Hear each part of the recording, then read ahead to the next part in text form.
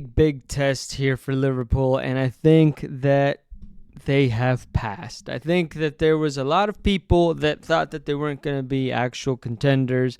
Obviously, Jurgen Klopp left. Obviously, there wasn't any real signings that you could put your name behind. That you're like that'll put him over the edge. Chiesa a good signing. He hasn't featured much, and then the goalkeeper that is still in Valencia, I believe it is.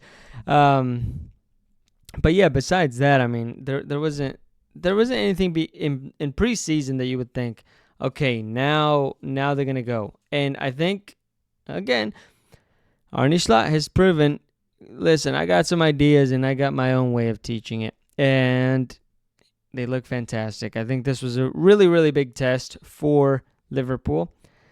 They played Chelsea. Chelsea are on the upswing, obviously, and I think they're still doing well and will be much better than we first initially thought, because Chelsea looked like, they had the 30 billion man squad, and they were just looking a mess. And now with Maresca, I do think that they have turned a corner. They have some sort of philosophy, and it looked like it would be rough in the beginning, but it actually looks pretty good now. So they do look good. The only thing I will say about the Chelsea performance with Maresca was when they made the 3 substitutions, and I think the commentators, at least the Spanish ones, were talking about it, where it was almost confusing. It was almost like it seemed like they were playing well. They were creating danger, but then they got the substitution. They got even that goal. Holy smokes! They got close to a goal. They created some half chances, and you thought, okay, Chelsea might be able to steal this one. Because I definitely thought that Liverpool were playing better. But but then Maresca made those changes, and it was just, it was odd. Maybe Reece James wasn't going to make it, whatever the case was. And there was those 3 substitutions, and I thought they were a little bit weird. And yeah, I mean, it ended up where it ended up. Like I said, I think Chelsea are still on an upswing.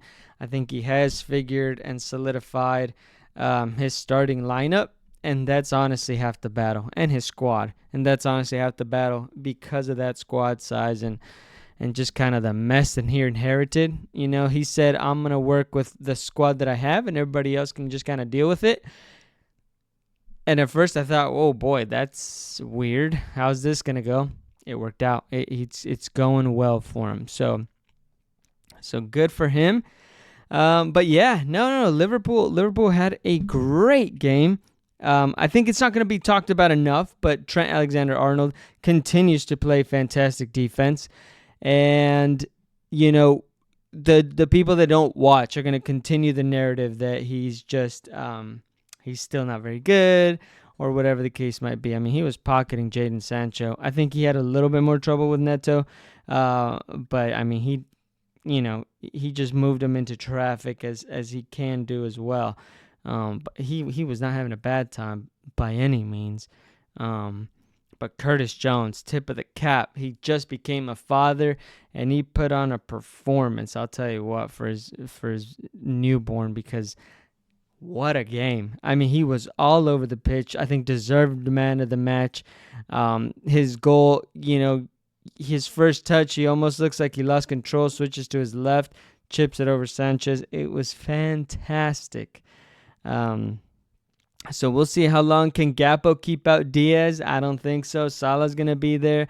Jota looked like he might have been hurt. And then the toss-in foul, I think, was going to be an interesting one, because it looked like it was similar to the one that Saliba got, but Saliba got a yellow.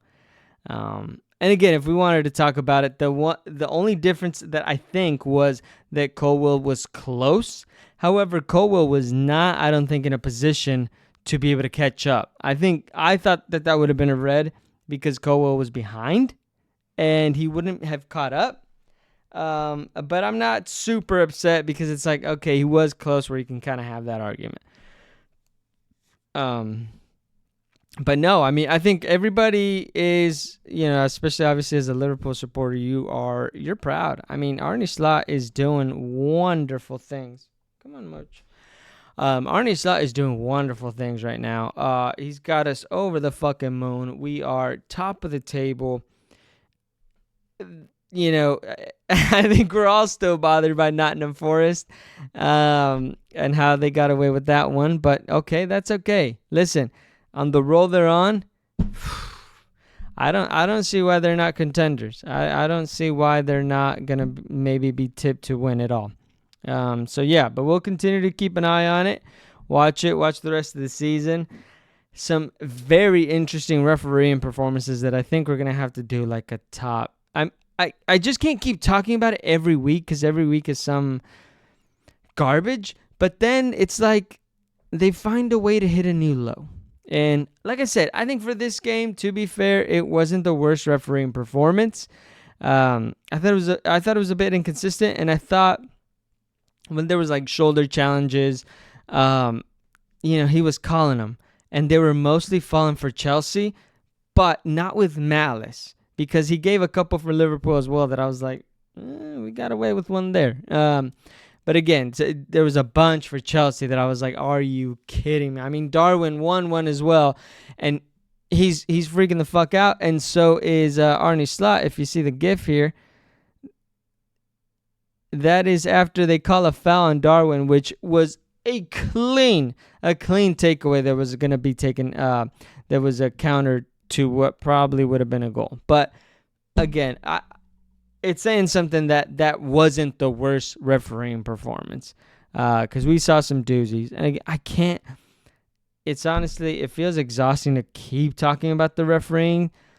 And at some point, it does feel like complaining.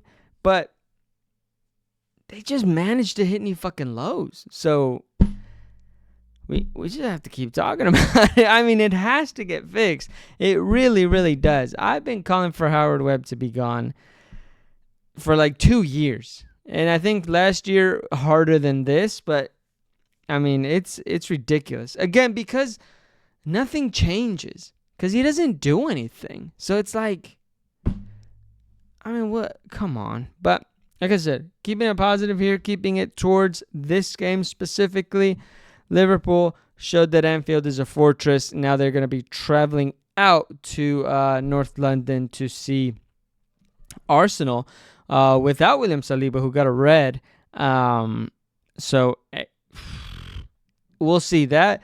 If this was a test, that's probably going to be the midterm where City's going to be the final exam, if you will. City's going to be always, it's the standard of the Premier League, City. So that'll be the real test. And then Chelsea, again, Cole Palmer looks great, and Nico Jackson's starting to hit some goals. So I wonder if they start picking up even more very young players, not Nico Jackson so much, but Cole Palmer, obviously, and the rest of the team. They do have the youngest squad of the Premier League, so, I think it can only go up from here.